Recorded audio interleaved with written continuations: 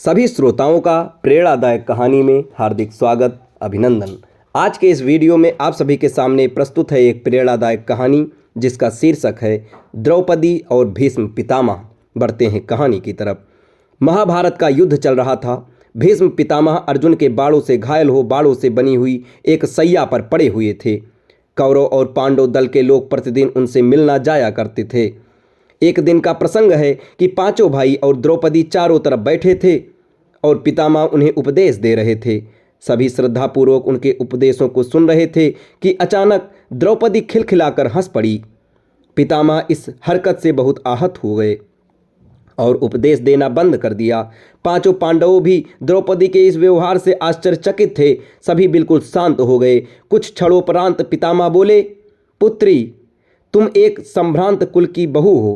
क्या मैं तुम्हारी इस हंसी का कारण जान सकता हूँ? द्रौपदी बोली, पितामह, आज आप हमें अन्याय के विरुद्ध लड़ने का उपदेश दे रहे हैं, लेकिन जब भरी सभा में मुझे निर्वस्त्र करने की कुचेष्टा की जा रही थी, तब कहाँ चला गया था ये आपका उपदेश? आखिर तब आपने भी मौन क्यों धारण कर लिया था? ये सुन पितामह की आंखों से आंसू आ गए। कातर स्वर में उन्होंने कहा, पुत्री, तुम तो जानती हो कि मैं उस समय दुर्योधन का अन्न खा रहा था।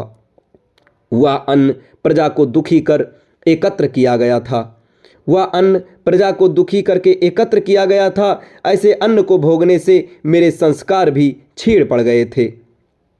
फलतः उस समय मेरी वाणी अवरुद्ध हो गई थी और जबकि उस अन्न से बना लहू बह चुका है, मेरे स्वाभाविक संस्कार वापस आ गए हैं और स्वतः ही मेरे मुख से उपदेश निकल रहे हैं। बेटी, जो जैसा अन्न खाता है ना, उसका मन भी वैसा ही हो जाता है। ये पितामह की वाणी आपको कैसी लगी? आप अगर इस बारे में कोई कमेंट करके बताना चाहते हैं तो कमेंट बॉक्स में ज़रूर बताएं। धन्यवाद।